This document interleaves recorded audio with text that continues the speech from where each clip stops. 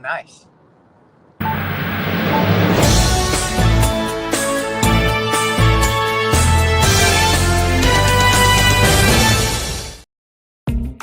There we go. PT Breakfast Club live on this Tuesday. What do you think of the new graphics? We're YouTubers, Tony. Look at the swirls. It's too much even for me, and I'm overstimulated. I like this one, just the static graphic. We'll just keep that. I like them all. Whatever you want, man. It's your show. All right. You're cruising into work like a real clinic owner does, and we're talking about, what do you want to talk about? Do we go right to the Super Bowl conversation? First, no. Let's do this. First of all, can you see what I'm wearing today on my shirt? I see a name tag. That is I believe it says James McKay, SPT, Marymount University. Wow. I was digging through my junk drawer looking for a screwdriver this morning, and I found my PT school name tag. This is the rite of passage. I actually suggested for a PT school fundraiser, you bring the alumni back, right? But like, what you should do is you should pin your magnetic name tag on the wall. That's what you should do. And that's where you should leave it. And, for $100, you get to leave your name tag on the wall, but it goes toward whatever. I don't know. They probably want $500, but the reason I put it on is we're probably not going to, you're doing Thanksgiving on Thursday, right? We're not going to do a live stream on Thursday. Yeah. So I ordered on Amazon. It did not come in. I wanted to make you and Dave giggle. I ordered a turkey hat. It was essentially a cooked turkey hat. And it was supposed to be here yesterday, and it never showed up. But I was going to, we were going to kick off with what we're thankful for. So I'll read what Dave sent a super nice message. I'll read it. I wanted him to do like a selfie video like he does when he's running. But he said, grateful for both of you guys. Have such a blast doing this show. I know it's valuable for the audience. I even watch or listen to some of our replays after they're published. Do you ever listen to what we say after we do it? On a very rare occasion. I do too, on a rare occasion, because someone will say, that was cool, but you guys were talking about that. And I'm like, no recollection. Yeah. No recollection. I used to tell people in radio, I would do the weather once an hour, every hour for 5 hours. And then I'd go home and be like, I wonder what the weather's going to be like tomorrow, because it's stream of consciousness. Right. So it is unique. You're a little frozen. So I don't know if you're, I picked up the network, but I just dumped it. Gotcha. So I'm back on cellular. Perfect. All right. So I'm thankful for you guys. I love that message from Dave. He's got to do clinic owner things as well. But he's here in spirit. He'll be back next week. Thankfulness is what we're talking about. So I don't know. Wanted to say thankful for you guys for always. Otherwise, it's just me talking to myself, or me talking to different guests all the time is awesome. But the consistency and not having to be the person that drives the bus the whole time is fantastic. I know I love to hear the sound of my own voice. I know it doesn't shock anybody, but I do like just being able to sit and be like, I hadn't thought about it like that. Jump in if I want to, but I don't have to. So I'm appreciative about that. Not just podcast things. You're also good humans as well. Yeah, same for me. It's one of those deals. Like, I'm appreciative to the people that show up every Tuesday and Thursday morning. Give us their time, give us their attention. I honor that and respect that. Awesome. I'm appreciative to you and Dave. I can't believe we've been able to keep the podcast going. I'm sure there have been times both you guys were like, let's just quit it. Let it go. I've been like that, but we go through it. Yeah. And the fact is, we are living in the best time to be a human being on the planet Earth ever in the history of the world. There's never been a better time. So it's like, there's so many things to be appreciative for. It does make me sad that I see so much frustration, so much anger, like so many people that they're working so hard to find things to be upset about. Yeah, almost. It's not that complicated. Yeah. You sound like Gary Vee. Like, that's his whole thing.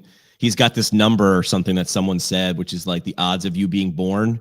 Oh yeah. Like, just being born. And he's also like, dude, you're born in America right now. Like, pretty privileged. I don't care what you think. Everybody's like, it's a dumpster fire. It's like, I know, but you don't have cholera. I'm not saying everything's perfect. Please don't, think we're not, but like, we're talking to you from my living room in your car, and we're touching dozens of people in a live stream, hundreds, if not thousands, for the episodes that we, when we publish these later. it's a little wild. So like, I mean, I heard someone say before, he said it in private, so I won't say who it was, but he's like, I see a lot of physical therapists get handed like these tools, these phones. I got a new phone, by the way. And he's like, it's almost as if you handed someone TheraBand and they made a slingshot out of it. It's like, you could be getting strong with it, but you're using it wrong. And I see people on the phones bitching. And I'm like, I get it. I bitch too. I just bitched at a hockey company because my skate broke the other day during a game. But like, I get it. You could do a lot of, there's a lot of positive things you can do with these things as well. And so let's focus on those things. With that radio segue, I mean, the talk of the town since our last live stream, I think this whole thing dropped like on Friday, and we do our live stream Tuesdays and Thursdays. Apparently this was already known by the people that be for a while. It's just, it hit some website and then somebody did a video. I did a video because I was so tired of people just going around with misinformation. I just took the press release, threw it through AI and made a video, and I got it was my most viewed video ever. That's when you know it's a topic. Almost 20,000 views just on Instagram for this 38-second video of me explaining this big thing. So how do you break it down? What's happening, Tony? Explain it to me, even though I have the press release. So just for context, back to, I remember, I scroll through TikTok for different reasons than I scroll through Instagram, different than I scroll through Facebook and other. I get a lot of really good information from Facebook. Facebook is still my platform of choice for reasonable information. Yeah. Anyway, scrolling through TikTok, flooded with, horrible messages from frustrated people. And I start seeing this trend of, oh, my profession's not a profession and I'm not a professional, and people complaining about all that kind of stuff. So like, what are they talking about? Long story short, I do the research. I look at it from my perspective. Yes, the government's out of money.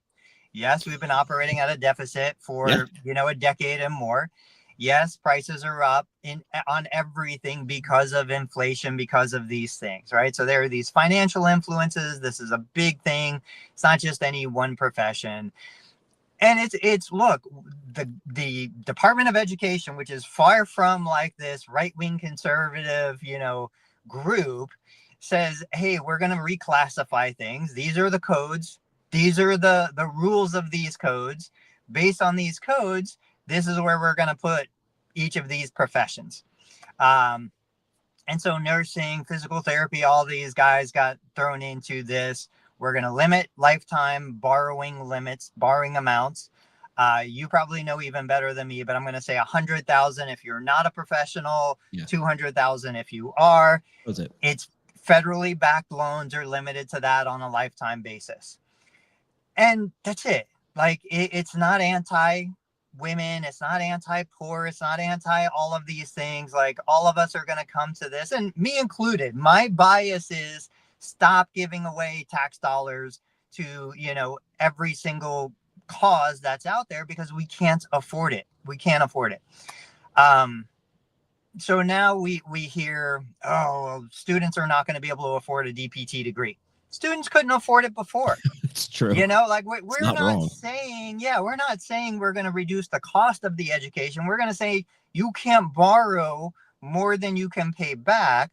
You can't borrow more than this amount from government sources, governments, from tax dollars. You can't borrow from tax dollars. I think it's fine. I think the problems we had before are going to persist. We already have a shortage of PTs. We already have, challenges staffing in healthcare anyway. What we need to control cost. Maybe this does something to do it. Maybe it doesn't. We need to grow the workforce. It's not going to happen in the current environment. What do you understand? You're the one that made the video. I didn't even put out a video. Yeah. So go ahead. Yeah. It's limits on federal loans. Private loans are still through the roof. I'm not saying this is going to change things for people who can afford to go to school. Here's the thing that you helped me focus on this as much. Sometimes I'm like a box of cats, right? Can you control this? Well, you can write your legislator. Great. Do that. I'm not crapping on that. You should do that. But you shouldn't do that and then and then sit there like this with your arms crossed and say, well, I'm going to wait for something to happen now. Okay, wait. The funniest one that I saw, there were a couple, you see themes through these posts. A couple of the posts were like, take action. We need to take action. We need to make a difference. We need to do things. I'm like, all right, yeah, let's see what they're going to do. Let's see what they're going to say. The action was write your congressperson. Right. That is not action. Right. That has no impact, is not in your control. Like, take It's not. action. Go ahead. That's what I wanted to say, which is by all means do that. I think you should. One of my really good friends growing up is now a state assemblyman. And I go, and he's shown me, because I help him out and I volunteer in his office. He has a spreadsheet of every email, text message, that any message that comes in, who the person is, where they live, and what their complaint is. And he shows me if a person complains 10 times, their name is on the list 10 times. He's like, this takes hours to compile, but they do it because he's like, this is what we do. By all means, do that. But then, Tony, what is this changed on the other side of the coin? The designation of by the way, from what someone explained, and we should bring someone on like Rich Severin. Rich is he just does this, and he's a smart dude. And he's there's a lot of jargon and words that get thrown around, but he's like, well, actually, and it sounds like people like Rich or Dana, who's in the comments, I'll read your comment in a second. It sounds like they're trying to like nitpick, but like you kind of have to with like words at this level. Well, actually, to get it right. So what they're actually saying is, we were never actually designated as a professional degree anyway. That's what I'm understanding. This is just saying it was sort of, we weren't designated it, but they let it slide. Now they're saying we're actually going to stick to the actual rule that wasn't a thing. So they're not taking anything away. You can't, it's like in sales. I lost the deal. You never had the deal. You never had the deal. You can't lose a deal you didn't have, right? No one came in and took anything. It also doesn't change like, and listen, I get it. Like, and I think we had discussions online, or maybe it's internal or both, which is, this is an emotional thing. Someone just talked crap about your mother. Right. Do you know what I mean? Like, right. Why does that hurt so bad? It's because it's your mom, right? Your mom is so whatever. No, that's why it burns. That's why kids do it on the playground. It burns.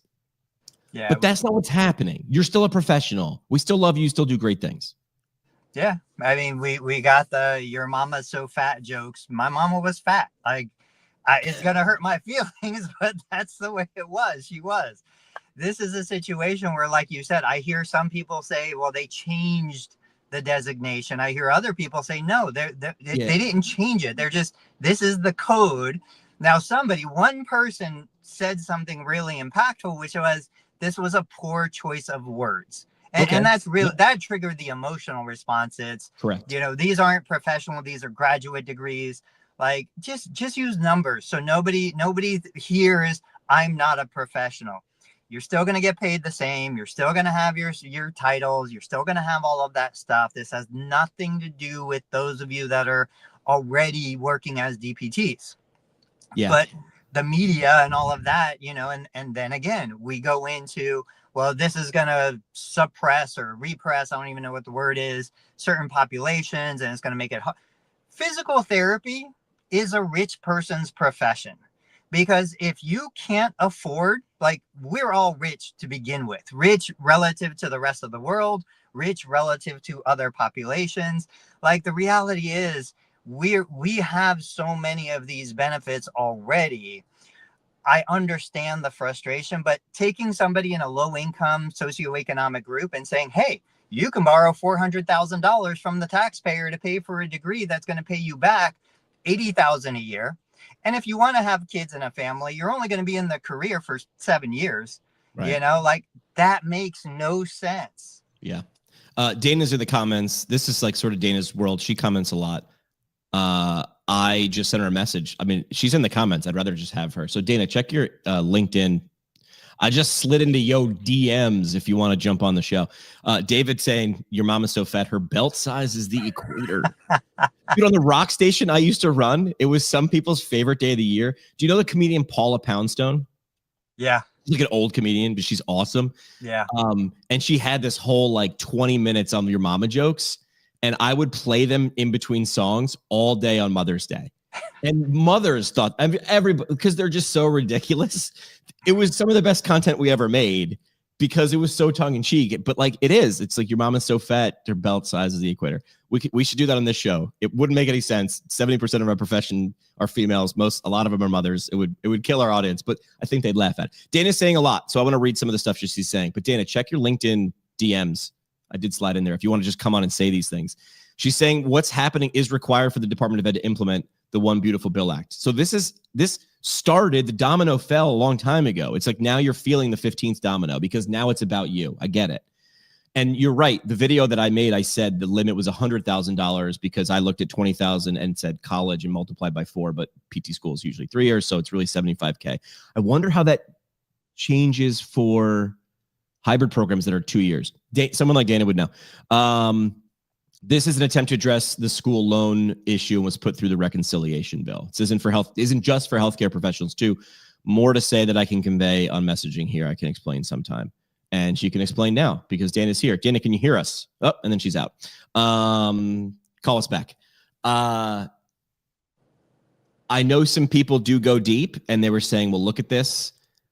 Look at all the things. They're all female dominated professions. But from what Dana's saying, it's not just for healthcare providers. Dana, can you hear me? Yep. Sorry. I popped myself off by accident. You're required. You have to say long-time listener, first-time caller. That's actually long-time listener. I think second-time caller. Yeah, she's been on the show before. We've on the show. All right. So what have we gotten right? What have we gotten wrong? So Dana, first, just for context, like explain what your superpowers are. You're a PT, but you do weird stuff in a cool way. Yeah. I work in public policy, but not specifically for physical therapy. I work in public policy for a very large organization, and I cover healthcare delivery and value-based care issues for that organization. So like I'm on the government affairs team. So this is my bailiwick, although I did have to do a little research on the Department of Education. I'm used to dealing with the Department of Health and Human Services, as we all know. Yes. What they do. Okay, so here's what this is about. In HR 1, which is the One Big Beautiful Bill Act, or it's actually now named something like Saving Taxpayers or something or other. Anyway, what it did was it put this in place. It named as part one section of the bill, it designated here's a professional, here's a non-professional for the purposes of the school loan caps, the federal school loan caps that are subsidized by them. But although I really thought when I first read this, that this was mostly about that low rate that the government was offering for these loans, that may be part of it, but part of it is this is the sentiment right now around wanting to curb school loans that are taken out. I think the interesting part is, like, for many of us, I actually very much agree. I kind of follow that philosophy of the, financial planners that say you should never take school loans in excess of what you're going to make your first year. That assumes you're going to make significantly more after that as well. So it's not that what they did is illogical for our profession, but what's not a good idea, in my opinion, what we need to be careful about is who's making this determination, right? Like, do we really, and I think this is where the shtick is, do we really want the nomenclature to be defined this way, right? Professional versus non-professional. Right.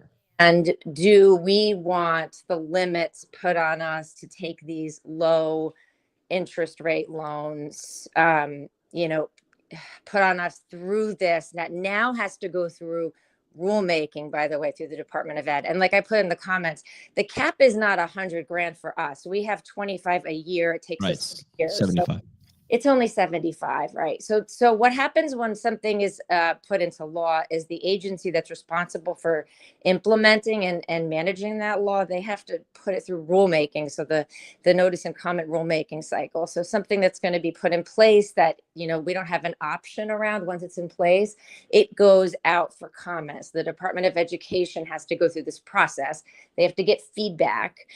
And they can, to some degree, they have the authority to shape some of the specifics. So this starts to get down a real nerdy rabbit hole, but it's possible that through the alternate definition for professional, which was thrown out there in this memo that the DOE put out, And when you kind of look at the qualifications for professional, it's possible that this can be influenced through the notice and comment rulemaking process. Yeah. That being said, there is a tremendous amount of backlash by the nursing profession, Right. the practitioners, and a bunch of others. There's Who else was on the list? I mean, I've seen the list screenshotted 4,000 times. Nurses, PTs, OTs. Who else was on the list? NPs? Yep, NPs and PAs are not professional. So there's a certain code that designates the professional designation that is aligned with physician, dentist, et cetera.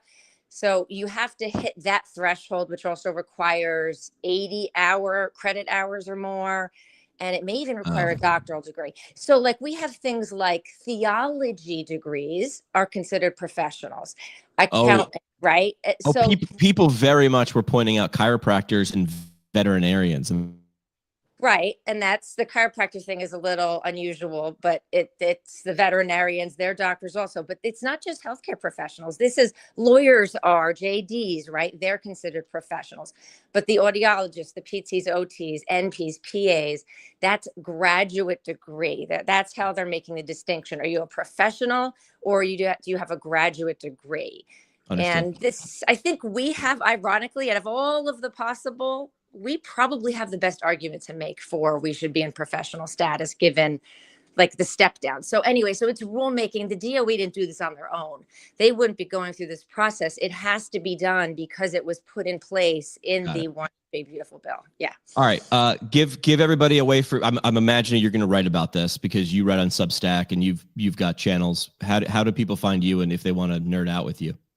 I write a PT newsletter called Future Proof PT. I do a little PT podcast, but there's links in my bio on LinkedIn and you can reach out to me there. Dana Prommel Strauss, you have been now knighted our chief policy correspondent. I just knighted you that. You're also our only policy correspondent. Thanks for dropping by. Thanks. Bye. All right. Tony is frozen or he is so confused. I did not see using the word nomenclature on my PT Breakfast Club bingo card today. So while Tony figures out his Wi-Fi, or maybe it's my Wi-Fi issue. There he is again. That's a lot of information. Like Dana's an expert and she can break it down, but even some of that is like in the weeds. Like, and I love that she knows these things, but the same it's like, here's what I want to get to the other side. Dana's going to Dana. The policy people are going to policy. How does this change your clinic today, tomorrow, or 6 months from now? Does it?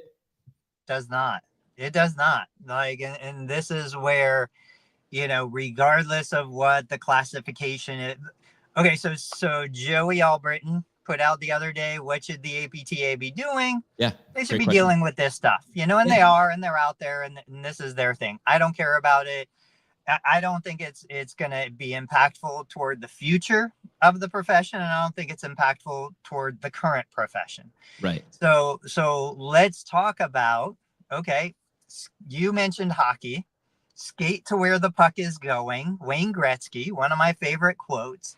Like everybody who talks about the business of physical therapy and all of these different things, they're talking about today, right now.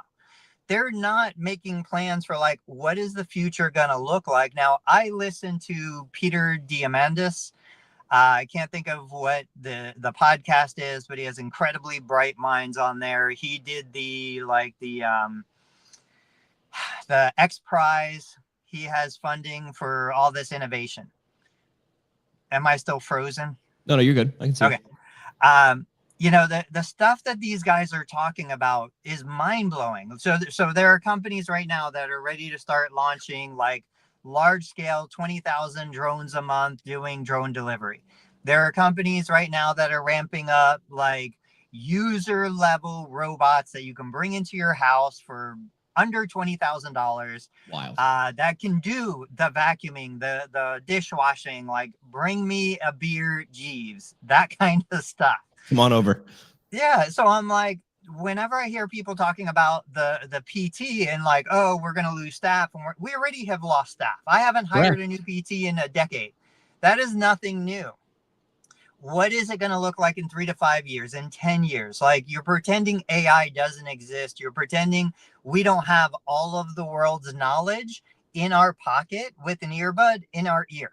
You know, we're putting chips in our brains. Like, guys, come on, we can do so much more with the technology that's here right now and the technology that's coming.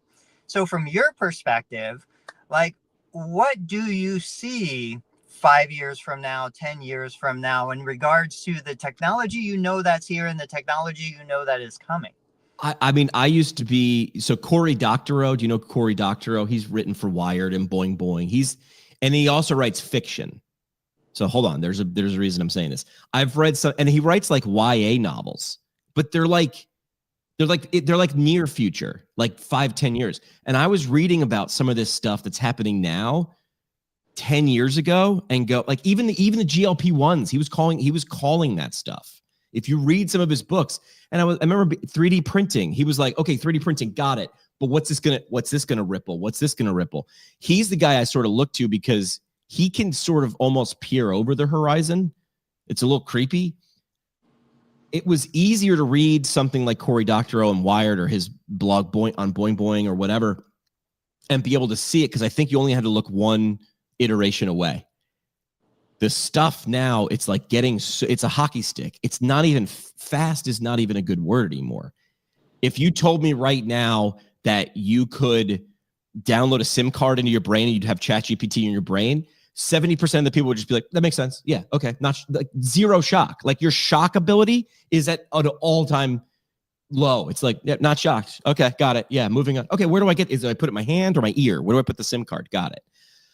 I don't know. I have no, but if you don't think it looks something, and I'm not saying it's Sword or Hinge, but if you don't think it's alternate delivery devices, Tony just mentioned alternate delivery devices, and those things are drones.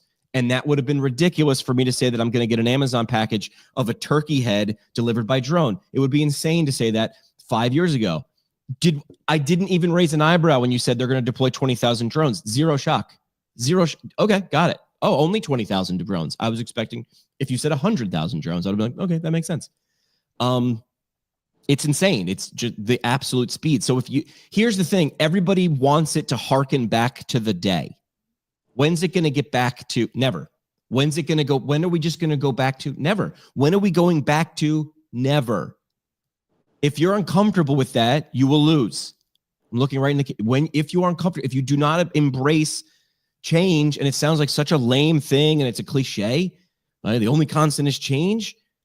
Baby, the only constant is change every damn day now. Like, and I think I'm pretty forward thinking, but even I'm like, every once in a while, I'm like, okay, so how does this change things now? And how do I do everything that I just am doing right now? Does it make sense based on what just changed? And you have to keep doing that mathematics.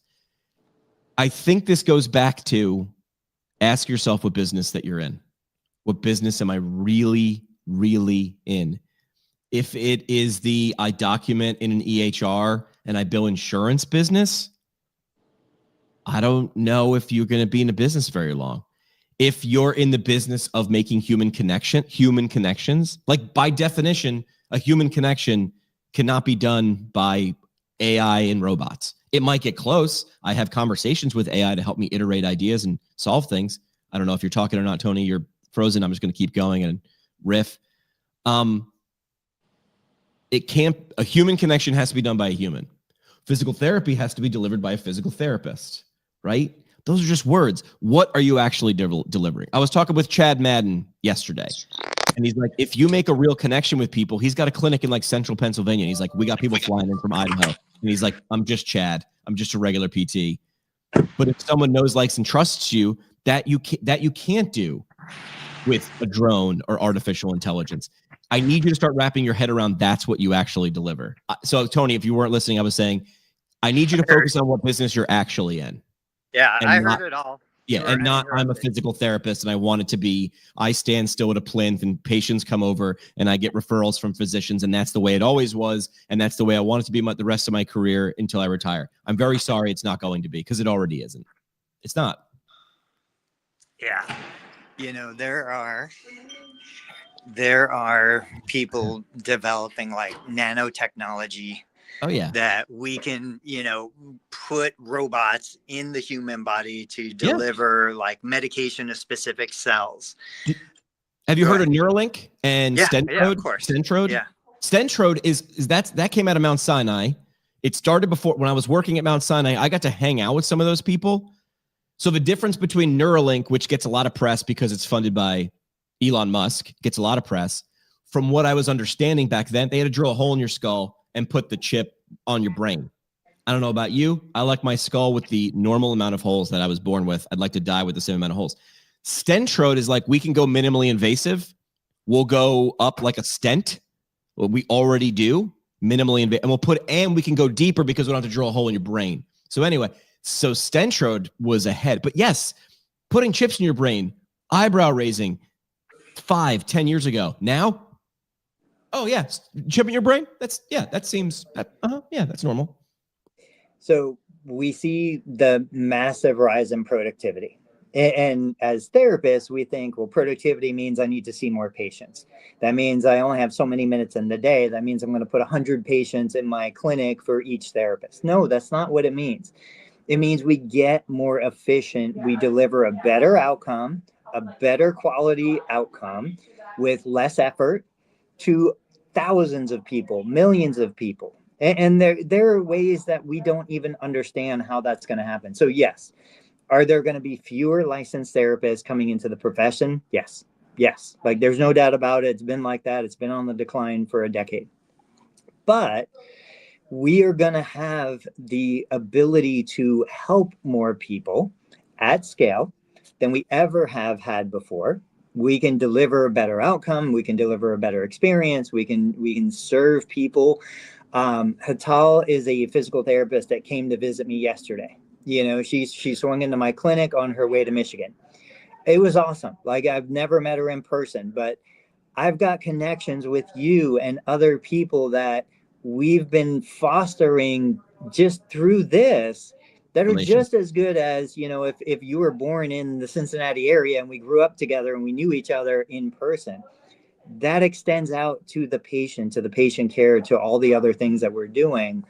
But again, I feel like people are stuck with this idea that I want to make more money. That means Medicare needs to pay me more. They're not ever going to pay you more. Or I need to see more patients in person at the same time. And that's not good care. It's not good care the way it used to be delivered. Right. It can be and will be good care moving forward. Got to do a quick commercial break, Tony. I don't know if you know we got sponsors, so I got to read this live read. Is that moist heat I smell? Introducing Hot Pack Cologne, the only fragrance that combines the steamy nostalgia of a hydroculator tank with the subtle notes of mildew, canvas, and student stress. Designed for PTs who want to be noticed, but only by other PTs. Comes in 3 scents: E-Stim Sizzle, Ultrasound Gel Calm, and 30-year-old Hot Pack Smell. Whether you're going to a Con Ed course or just trying to make your evals last longer, Hot Pack Cologne is the scent of productivity. Hot Pack Cologne, because nothing says romance like superficial heat. Just want to make sure to get that live read. I was like, hey, ChatGPT, write me some funny parody, stupid commercials that I can read during this live stream, but make it only funny to physical therapists. So that's our first official sponsor, Tony. We just got paid for that. Cha-ching. I love that. That is awesome. Can I tell you of my next crazy idea?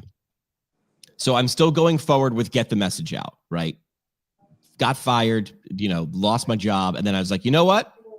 I'm just going to open my own company because I'm one guy and I know how to do stuff, but now I'm going to make people and companies pay me to do that. So I'm going at what I want to do. I'm a small marketing agency with a big mouth. That's my tagline, but I'm hyper focused on healthcare. I'm going to stay in PT first. Maybe I'll branch out, but I want to own PT first.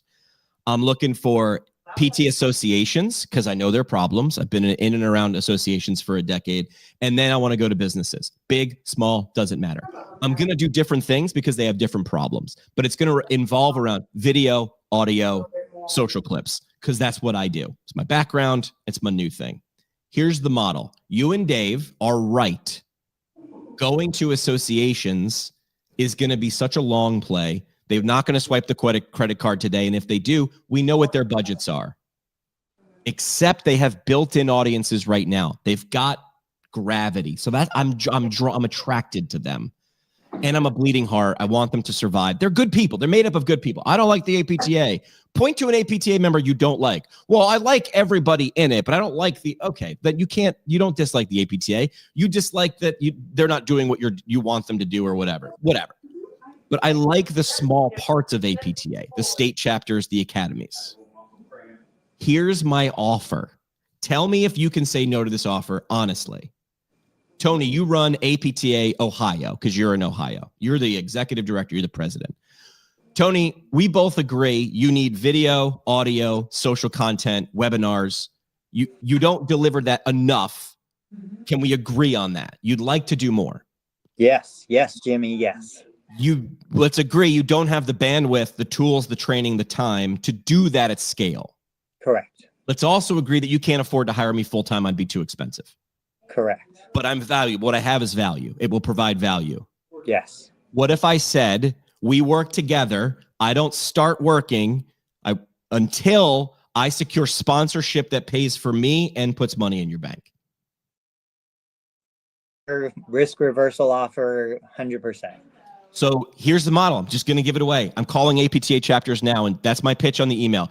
These are people I already know, so I'm not cold selling them. Listen, we've talked about this before. I want to make videos for you. I want to make you known.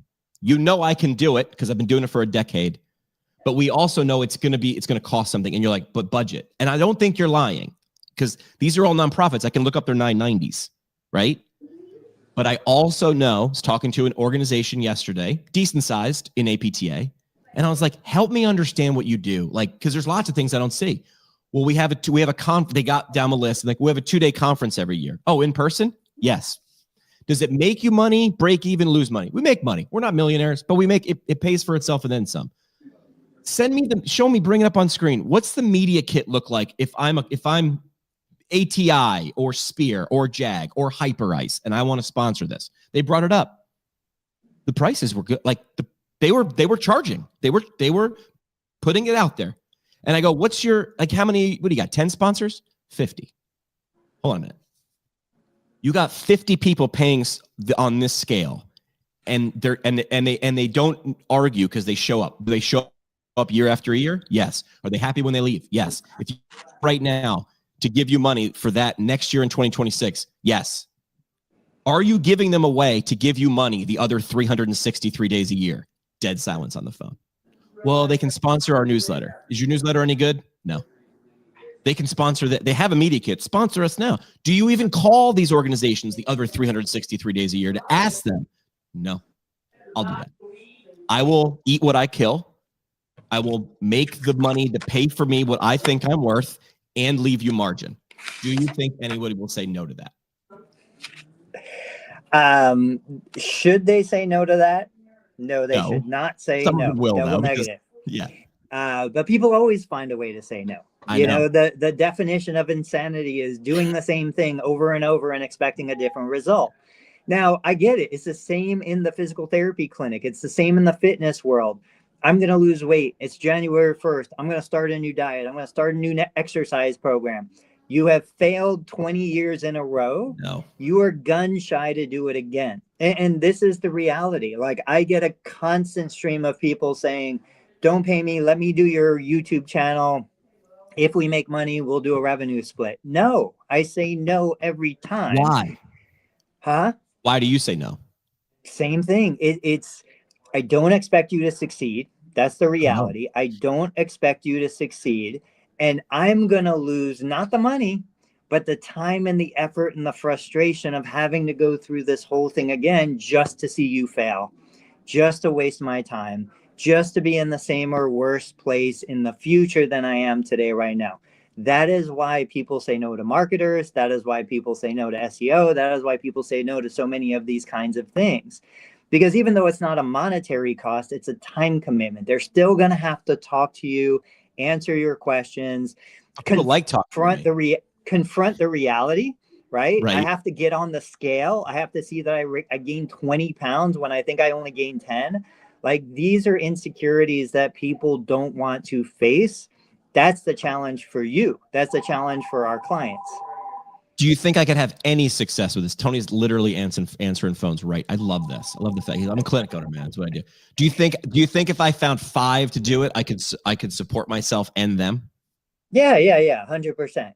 So again, just like in my clinic, can I get 5 people to come in to say yes to a $1,200 package for weight loss and orthopedic care and feel better and stronger joints? Yeah.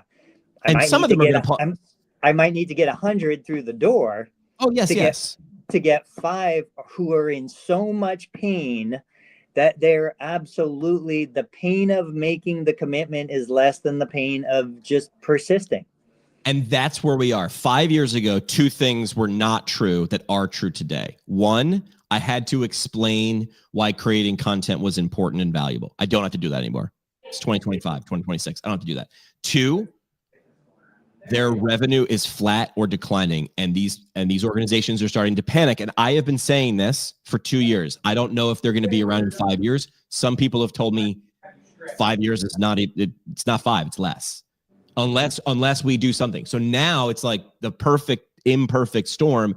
You have the pain of the feet to the fire, and the solution that I'm proposing is not as wild and extreme. I can point to other organizations doing it and go, I'm not reinventing the wheel. Let's do that like them. Like I always like to do that too. And I forget, I think it was Rory Sutherland who's like, give me the Uber of, if I said to you, I'm going to create the Uber of pharmacies, you're like, got it. It's like, it delivers to me. Got it.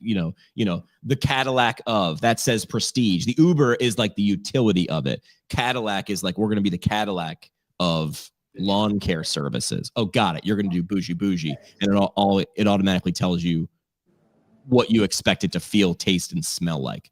So that's my pitch. Because before I was just like, I'm going to knock on the door and be like, this, you need this, it's worth this. I'll discount my prices and charge you this. I charge them this or this. They're like, we don't have it. Right. I think you are sitting on a field of gold. Weren't we talking about the field of diamonds? Was that you? Oh, the field of diamonds? So. I think that was, I do a lot of interviews. So the field of diamonds thing was, this guy was like, this guy in Africa was all about like, he owned a farm, and he's like, I'm probably going to hack up this analogy and someone's going to fix it, but he owned 10 acres and he's like, I'm going to sell the 10 acres and then I'm going to explore Africa looking for diamonds. When he sold the farm, you know where this is going. Turns out there were diamonds on his own land and he sold it for pennies on the dollar. So I think associations are sitting on something valuable. I think they're trying to do the same thing over and over again and did get a different result. They tell me that their main revenue driver, I'm telling you, you're not in the membership business. If you were, dues need to be way higher, but the dues need to be doubled, but the value needs to be 10x'd. They're not doing either of those things. They're not increasing dues, but they're not increasing value. I want to increase value, bring other people in who value it. The sponsors value membership and the connections more than the association. They understand it better, right? But associations are going to associate, businesses are going to business. That's right. What I'm banking on. I'm banking on the associations let me in, and I get to be the intermediary going, what you have is a gold mine. Just be you, association. Business, you want access to these people? Yes. What's a fair price? This. Is that cool with you? Yeah, great. I get paid for working because I'm going to work and bring on other people to work. And then we all win and everyone just walks around laughing to the bank and laughing every year at our, gala or whatever we do, because now we have money to actually fund the things the associations need. Anyway, that's my pitch. Go ahead. Here are two objections that I see right now. One is, I think your personal connection in some ways works against you. Oh, crap. Why? Because now the problem is, hey, I've known Jimmy all this time. Jimmy's amazing. I know all these things. I really don't think Jimmy can deliver on what he thinks he can deliver. Mm-hmm. And then I'm going to have to fire Jimmy. I don't want to fire Jimmy because now I've got this social connection to him. So this is where I wonder if you put in kind of this tripwire exploding, 90-day deal. I'm going to fire myself. You don't have to fire me. Like, look, this is not about emotion. This is the plan. If the plan doesn't get us to where we want to go, no harm, no foul. Yeah. I'm fine with that. Yeah. I'll put my money where my mouth is. I'll put my mouth where my mouth is.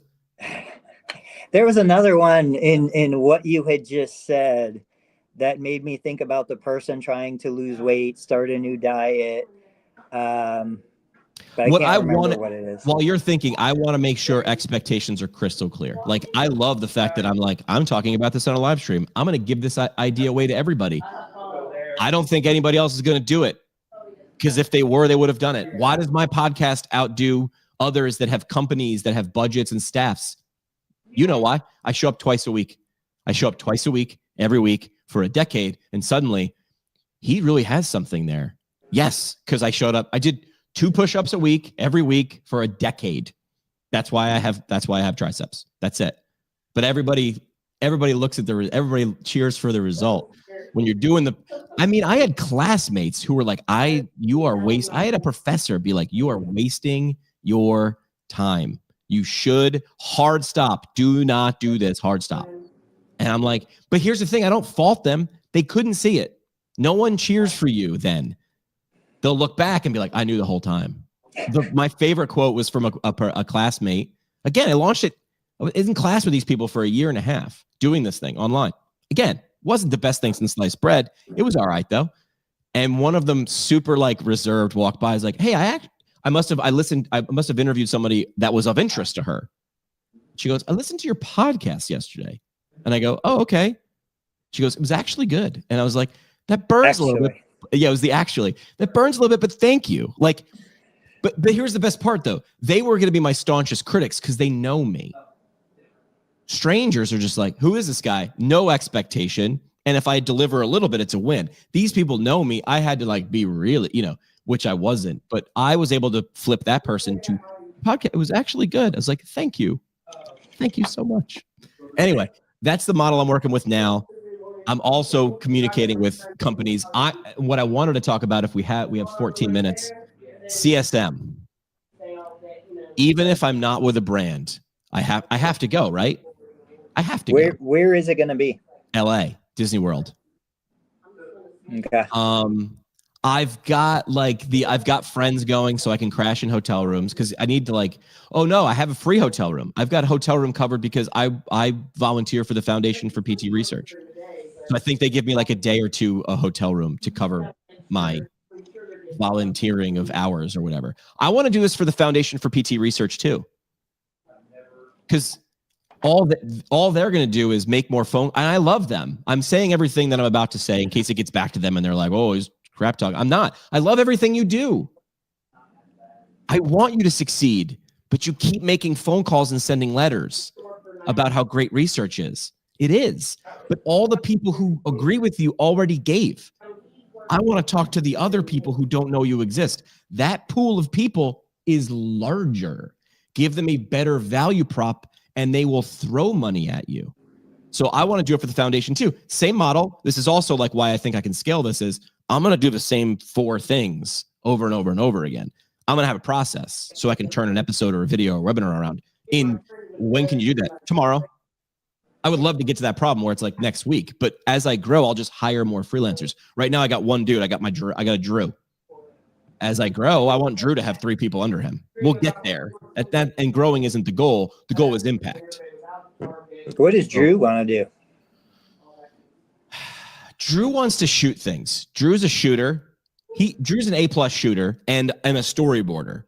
He's a B+, A- editor, not because of lack of skill, because he'd rather have a camera in his hand, and I get that.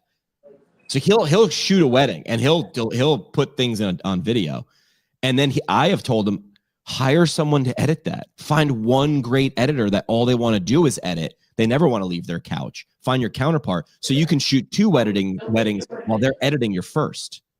So Drew wants to shoot. Drew's not a PT, but he's been around it long enough that he's like, I get it. You guys do cool stuff. And Drew was young when I started working with him because it was like 6 years ago. And I remember being like, because we worked together at Fox. And I remember thinking, I'm going to have to not micromanage, but I'm going to have to tell him exactly what to do because he's young. I was wrong. Our first project together, I was like, okay, so I need you to do this, and then stand over here and do this. And he paused and he was like, I see what you're trying to do. Visually, if we did this, I think it would actually achieve what you want to achieve. And I was like, oh, I don't have to babysit you at all. Hey, congratulations. Just tell me where to stand. I know how to do the microphone thing. Tell me where. And then I was like, this is great. This is great. You know what we have the same vision, but I'm not going to tell you what to do. Okay, great. Brain off. I now can focus on me things, and Drew focuses on Drew things. He's a freelancer. I think he would do a full-time job. I think a company would be smart to hire him, but they're not going to be smart enough to hire him. But they'll freelance him, and he'll go, well, the rate is now tripled because I'm not your employee. I want Drew to walk around. Oh, well, the other idea too is I'm bringing this back. It's CSM. I'd like to find, and I'm going to follow through. We'll see which ones of these. I know, Tony, don't worry. I can tell that look on your face. I want to do that idea I had last year, which is Drew and I fly in a day early to CSM, rent an Airbnb, have 6 people pay us whatever we think this is worth to give them a long 6 months, essentially 6 months of content in one day. The whole day though, the 6 people are essentially going to be like walking around LA or our Airbnb like influencers, but I'm going to do the same thing 6 times, then this thing 6 times. And then Drew's doing your headshot 6 times. And then Drew's shooting your B-roll 6 times. And then when we're done, you're happy. And you're like a baby. I don't know, fat and happy, right? That's what we are. We're fed and happy. You get a Google Drive a week later filled with 6 months worth of content. That's all about you. I just helped you do it. Drew helped you do it and edit it. So that's what we're looking to do. I don't know, the CSM content machine. There's like there's CSM and there's content machine, the content social machine. Like there's something there. It has to have a name. You know my rule. It's got to have a stupid name or a goofy name, like the content social machine or something like that. What do you think that's worth? Drew and I, running you through a machine and you get 6 months worth of content in a day where you're the star. What should I charge for that? Just ask ChatGPT.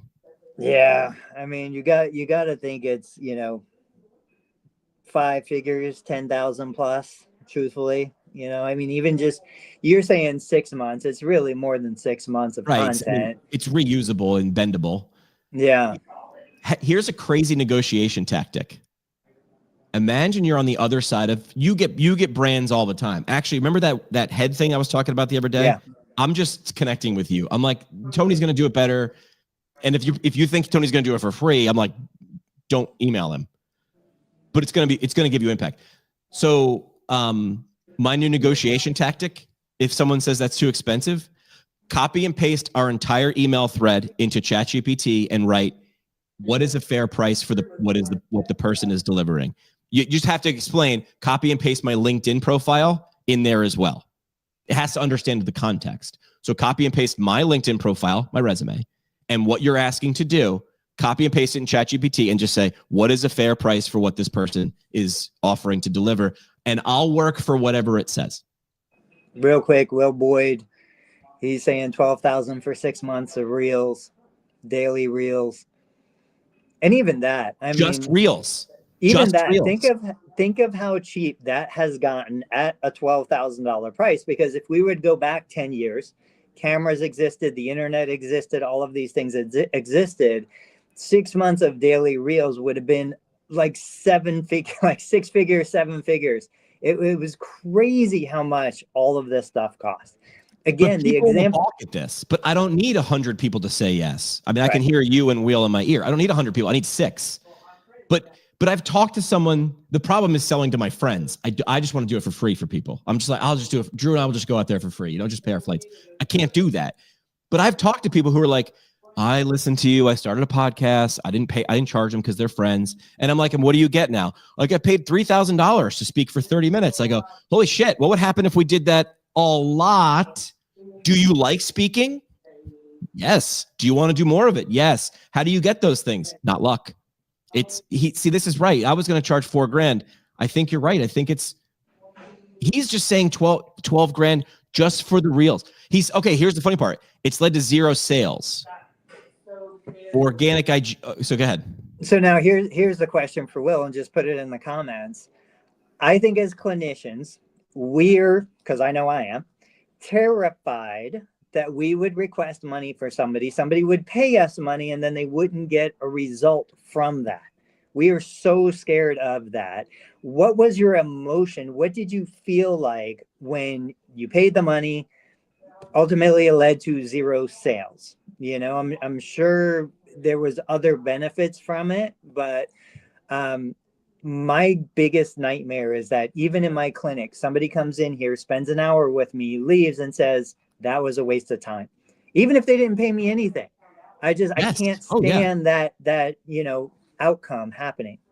He says cost of doing business.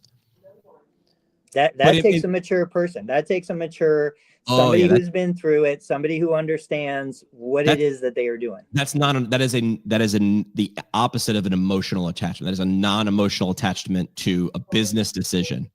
I mean, I used to tell people all the time in radio, I was like, if you can run this ad campaign and nothing happens and your business is still fine, do it. If you need this to hit 70% of whatever you think it's going to hit, don't do it. I would talk more people out of it because I'm like, I'm never going to wash that off. Because here's why. And I was saying this back before the socials, kids. We're at the intersection of humans. I'm talking to a microphone, trying to give emotion, to suggest or to communicate something to achieve understanding.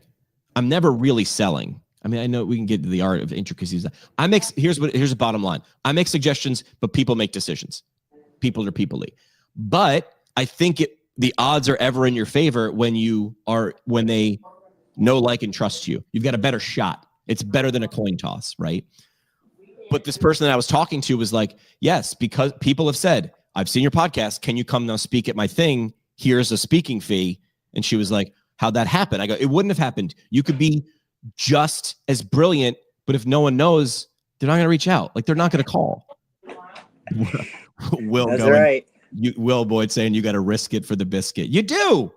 You miss 100. Go another double Gretzky. You win 100. You miss 100% of the shots you don't take. Wayne Gretzky, Michael Scott, because Michael Scott said. Do you get Michael Scott said the quote? So he's. You're right. Let's segue into the closing of the show on the biscuit topic. What is your plan for Thanksgiving? My plan for Thanksgiving is being with family, but going to a restaurant. Ooh. Because I don't like cooking. We don't cook well. Do you know what I'm very good at though? Hanging out and eating. Super good at that. I'm top notch. So we're doing that, but we are getting family together, and everybody's sort of at the age where we're like, listen, we've done it. We just want a turnkey. So we're just going to a restaurant. How about you? Are you doing put the bird in the oven at 6 a.m.? I am. So our deal, my wife, huge family, 14 siblings. A lot of us get together, Thanksgiving, Christmas, New Year's. That's an experience, man. Our tradition. So we get about 30-ish people that go run the turkey trot. So we will wake up, we'll put the turkey in the oven. We'll go run the turkey trot. We'll come back. We'll make a couple sides. We'll go to my brother-in-law's. The kids will play out back all day, from wiffle ball to football to whatever. We'll hang out. The thing that... Oh, you froze, dude. Right in the middle. I feel like we're getting to the emotional crescendo.